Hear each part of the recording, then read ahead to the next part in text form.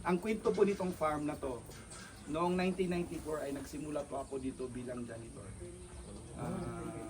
Nagtrabaho ako dito from janitor to documentation in charge, hanggang naging supervisor ako, hanggang naging farm manager ako dito noong 2001 to 2004.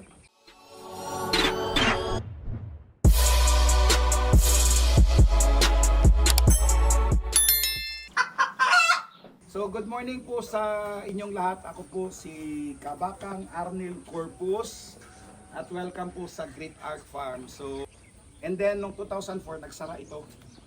Nagsara dahil tinamaan doon sa Asian financial crisis. Noong ang utang nila is pag may utang kang $1 million, ang iniisip mong ibayad is 24 million kasi 1:24. Nung biglang nagkaroon ng financial crisis, naging 52 million yung utang mong 24 million. So, hindi nabayaran yung utang sa bangko, na foreclose ito. So ako naman, ang ginawa ko nung 2004, may connections ako sa Australia. Pumunta po ako ng Australia at nagtrabaho sa isang feedlot. And then, nakadalawang feedlot ako doon. Yung last 3 years ko is nasa Australian Agricultural Company. At ito ay 30,000 Wagyu feedlot at any given time. So doon natin natutunan yung Wagyu. Pero yung breeding side naman ay natutunan ko doon sa first 8 years ko doon sa Australia. So nung bumalik ako dito noong 2016, tinatag namin yung Adelaide River Farm, siyang kalahati ng farm. Yan yung boundary namin. Ito yung lumang De Alco, ang kalahati ino-operate ng Adelaide River Farms. Ito naman yung ino-operate ng Great Ark Farm. So 50% share ako diyan. Ito naman yung 100% na akin na. So binili ko ito sa bangko dahil nga gusto kong patunayan sa mga anak ng mahihirap na katulad natin na pwedeng mangarap. Ako po ay taga Kiamba, Sarangani Province. Tsaka dito nga yung uncle ko, ring bearer ako ng uncle ko noong kasal niya. Alam niya na noong grade 5 kami, grade 5 ako, yung isang hektaryang amanan ng tatay ko ay nabenta niya dahil sa hirap ng buhay. So ako sa murang edad, at the age of 13, wala na ako sa amin. Kung saan na ako nakarating. At hanggang dumating nga na naging janitor ako ng kumpanya nito. So binili ko itong farm na to para magkaroon lang ng inspirasyon na kahit anak tayo ng mahirap, pwede rin palang kung magsipag lang, kahit hindi nakatapos ng pag-aaral, at lagi lang tayo nakaano sa Panginoon, darating tayo dito. So ako po, pinangako ko sa sarili ko na yung aking mga anak ay hindi nila dadanasin yung hirap na dinanas ko. So sa awa ng Panginoon, may abogado na po ako. At pareho pong graduate yung dalawang anak ko sa Ateneo de Davao. So baka po ang nagpaaral sa kanila. Kaya po malakas yung loob ko na i-share yung na magturo sa inyo, pero technically hindi magturo. Hindi kasi ako college graduate. Kanya lang, for the last 32 years, wala na akong ginawa kundi magpataba ng baka. At kung yung mga followers po namin sa page namin, nakikita nyo naman na kami ni Pastor Julius, pag dumarating yung mga baka namin, si Pastor Julius, siya po yung nagmamanage ng page po namin. So nakalib lang po yan sa Dajangas Baptist Church po yan siya, full-time worker. At nahihiram ko lang po siya tuwing Lunes sa day off niya. So si Joy naman, siya yung nagra-run dito, si Miss Joy. Yung husband niya, sila paggabi, sila nagro-rubing dito. Kaya wag na wag kayong pumasok ng gabi dito kasi may M14 po kami dito. So marami tayong pag-uusapan mamaya. Pero ang isang pinaka-latest development na nakakatuwa dito, nakita niyo yung mga guya na yan. Mula March 31 hanggang noong isang araw lumabas yung siyam dyan. So nakita po ninyo na kung even though ang pag-uusapan natin dito is more on the... Ang gusto kong pag-uwi nyo mamaya is maka-operate kayo ng feedlot. Yun ang target ko. Kaya wag kayong umuwi na hindi kayo satisfied, na hindi nyo malaman kung ano yung pwedeng gawin para mag-operate kayo ng feedlot. Yan ang gusto kong i-share sa inyo ngayong araw. Kaya in between ng lectures, kung may mga tanong kayo, pero wag nyong tanungin yung tanong na alam nyo na yung sagot. Ang gusto kong tanungin ninyo, yung tanong na gusto nyong gusto niyong matutunan. So in between, pwede kayo mag-raise ng hands. Pero mas maganda kung gumamit tayo ng microphone. So tingnan natin kung may microphone doon. Basta ang bottom line natin, pagbalik nyo sa mga farm nyo bukas, ay pwede nyong gamitin yung natutunan. Kaya intentionally itong Gensan ngayon, even though darating si Sec Manny Piñon, maliit lang na component yung business side nito. This is dedicated, first time pa ito na mangyayari sa buong Pilipinas, na dedicated yung training na to, na pag uwi ninyo, kung may 350 kayo na kilo ng baka doon, na kaya nyong maging 500 in 100 days. Okay? So yun yung mga ano. So habang nandito tayo, gusto ko lang samantalain yung design. Kasi talagang marami ako nakikita ng mga design na yung mga iba, pinipilit pa rin nilang mag-imbento ng panibagong design. Huwag na po kayong magbayad ng tuition. Andi dito na po itong design na to. Ito po yung perfect. Ito po ay linya ng tubig. Ito po yung kanilang hidrail. At makita po ninyo yung baka na kumakain. Itong pagkain na to hanggang bukas na to. So ibig sabihin, kung mayroon kayong 20 heads na baka, pwede nyong pakainin sa umaga bago kayo pumunta sa inyong palayan or sa inyong maisan or mag-drive kayo ng sikad. Ang full-time na tao namin dito, isang kalahati.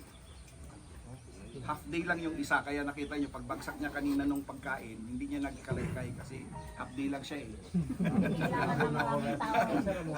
Half day lang. So ganun lang ka low maintenance ang cattle fattening. Hindi kasi, sinong nasa dairy industry? Walang taga-dairy dito? Ay, ikaw sir? Ang kalabaw. Lugi. Ako, pag tinatanong ako, so, anong gagawin mo pag galit ka sa kaibigan mo? Kumbinsihin mo siyang mag-dairy para masira ang kanyang buhay. Hindi kasi sa dairy, kailangan mo katasan twice a day. Di ba? Ito sir, katulad dito ngayon, nakita nyo naman, paglaglag mo ng pagkain, daan mo na. Ang problema natin sa dairy sir, walang stopper yung mga kainan po nila. Sa baba. Pag tulak ng baka sir, tingnan ninyo, within 5 minutes, wala nang pagkain yung baka. Mamatay yung baka sa konsumisyon kasi may pagkain sa harapan niya, hindi niya maabot. Eh wala mang nagturo paano magamit ng tinidor, so yun ang problema. Ngayon, dito na farm, kasi nga po sabi ko sa inyo, ito po ay 1994 pa na design ng farm. Kung ako po, baguhin ko tong farm na to, simpleng-simple lang ang gagawin ko. Gawin ko pong 12 meters ito, gawin ko pong 9 meters yon at magpupusti ako every 3 meters. Okay? Tapos, maglalagay ako ng tubigan na katulad niyan na mayroong float. Ang ibig sabihin po niyan, walang tao. Parang CR. Pag nagbaba yung tubig niya, mag-andar siya ng kusa. Pag napuno, magli-level. Kaya, welcome kayo na picturean nyo yan lahat. Ang isang gusto kong baguhin sa farm na to is yung kanyang footing. Dapat po, sa feedlot, wala pong kanto. Dapat lahat po bilog. Circle. So dapat yan, ipibilog mo yan. Tapos, ang isang ayaw ko na nandito sa farm na to is yung stopper na yan. Nakita nyo yan? Kasi dapat, mula dito dapat, ibagsak mo yan ng 2 degrees slope doon. Mula doon, ibagsak mo ng 2 degrees pabalik. Mula doon, papunta rito, 2 degrees din. So nakaganon siya para pag-ihi ng baka, diretso lahat. Tapos kailangan may groove. Ang pinakamaganda is parang tiles, diamond na groove. 10 mm na tubo, idukdok mo pag flooring mo. Hindi, groove sir sa flooring. Kasi ito hindi nyo nakikita, may groove kasi yan, may tae lang yan. Yan na nakita mo sir, may groove. Pero ang gusto kong groove, Sementado yan? yes sir. Sementado lahat.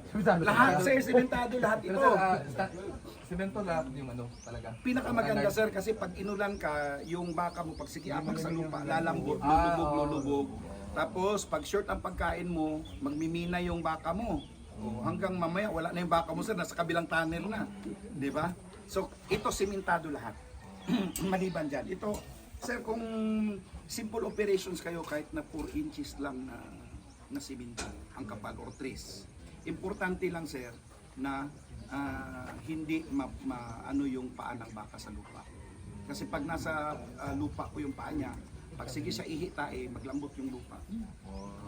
So kaya nakita nyo, hindi naman sa pinagmamayabang, pero Pag may mga farm kayo napupuntahan ng masakit sa ilong, pag masakit na po sa ilong, ibig sabihin, yun na rin po yung naaamoy ng baka ninyo. Kaya mataas po yung respiratory disease. Kasi yung bahay nila parang gymnasium. Natatrap yung ammonia dito. Dito walang ammonia. Sir, kung mayroong baka na pinaka-sensitive sa buong mundo sa beef cattle is itong Wagyu. Pero nakita nyo sir, mahigit 1 taon na yung mga Wagyu na yan. Ulan, init. So iyan yung mga, kung willing kayong sumugal sa ganitong design, ito po yung design na gusto namin ipadap sa inyo kasi 1994 pa itong design na ito. Oo. Kasi yung may bahay-bahay, okay naman yun. Kanya lang, hindi ko makita yung point kung bakit kailangan may bahay. Kung dairy ka, kailangan mo yon. Pero sa totoo lang po, hindi po init ang problema sa dairy. Hindi lang natin sasabihin sa kanila. Yung humidity, yung alinsangan, yun po yung number 1 na killer ng baka. Kaya ang problema sir, doon sa nakalupa ka, tapos nagtae, hindi kasi siya madrain, di ba? Nandoon na yung tae. Habang nabubulok yung tae, nag-emit siya ng init pataas. Tapos mainit din dito, tapos humidity sir, doon na naluluto yung baka, nagkakaroon ng iwas. Plus yung paghina ng gatas sir, ang number 1 talaga dyan is intake. I-discuss natin mamaya yung intake. Kasi may mga baka po na busog, pero hindi malusog. Yun yung isa sa pinaka main na ituturo natin sa inyo mamaya na hindi porke may damo, at alam nyo yan, sa farm ninyo ang gigreen ng damo, pero yung baka ninyo, malaki ang tiyan, manipis ang puwet. Kasi yung damo is fiber, pero kulang siya sa energy, kulang sa protein, kulang sa minerals. Yung 12 by 9 mo sir, mga ilang heads kaya yan? 20. Yes sir, kasi 5 square meter per head ang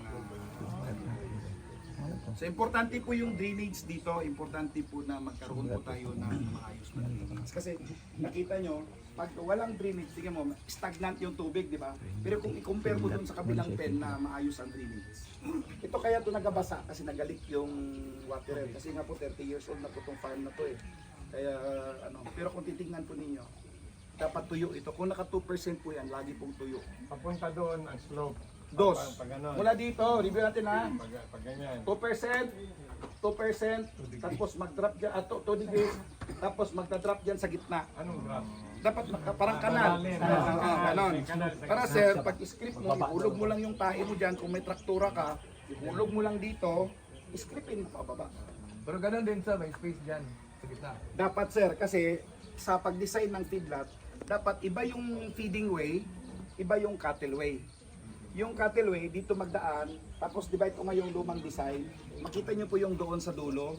Yan po yung papunta kasi yung dating working corral po ng Dialco, doon po sa may bahay na yung sira doon. Ito bago lang namin kasi to kasi hindi na nga po amin yan. So gumawa rin kami ng sarili naming working corral. Pero originally, ang design po nitong farm na to, lahat ng baka rito, lalabas dyan, takbo doon sa dulo, takbo doon, papunta doon sa bahay. So may laneway doon, may laneway. So i-separate nyo po, Bakit pupunta doon sa bahay? doon po ang working corral. Doon po siya ang loading at saka unloading. Doon po sila tinitimbang. Pero kami, dalawa yan. Kasi dati 12,000 ang baka dito eh. Meron din kaming unloading doon. Para hindi na magpasok yung truck doon. Oo. So lagi dapat iba yung daanan ng baka at saka iba yung daanan ng pagkain.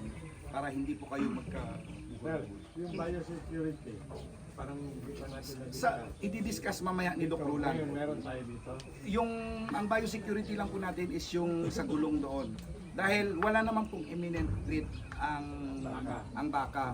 Ayaw ko naman na bumaba pa kayo, maghugas kayo ng kamay. Alam ko man nakaligo kayo lahat ngayon. Ang problema ko lang kung nanggaling kayo ng Indonesia kahapon na hindi kayo naligo, yun ang issue natin. Pero pag dito lang tayo sa Pilipinas, wala pong problema sa ngayon. Sa ngayon, put in mouth. Oh. Pero pag dumating na yan, kailangan po parang baboy po yung biosecurity po natin. Yung ano sir ba, yung mga cabs sir ba, Mm. okay lang nga sa tali sa doon sa banaan niya. Yes, Hindi siya Kahit ilang init sir. yes sir, yan eh, lahat ng mga panganak namin dito. No? Kasi ang sagot ko yan sir, simple lang. Wala pong baka na pinanganak na mayroong bahay. Di ba? Yan po yung kanilang natural. Yan yung natural po nila. Kaya ako yun lagi ang pundasyon ko sa tinuturo ko is dapat malapit tayo doon sa natural na behavior po nila. Sir, magtanong. Yes sir. Kunyari, wala pang baka, di ba, semento yan. Opo. Ngayon, diretso sila dyan sa pagpasok ng baka, semento lang apak-apakan.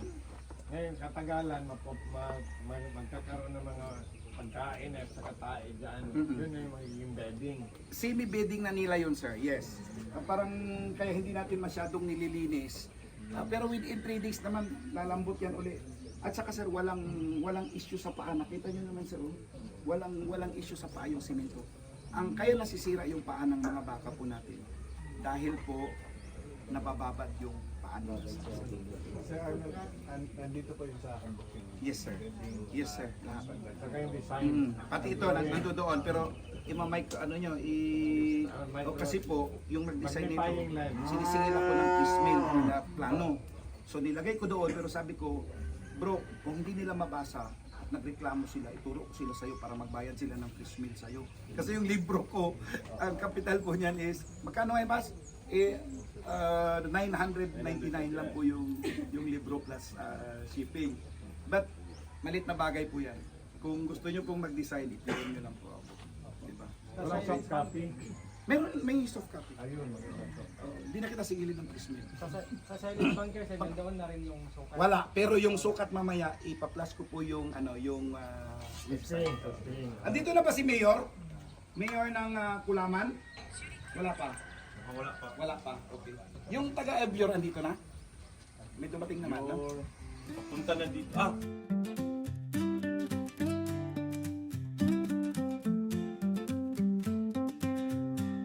Golden sun on my face, hey, feathers flying A-okay. In the yard where they play free, chasing dreams like I chase thee. Chickens clucking around my feet.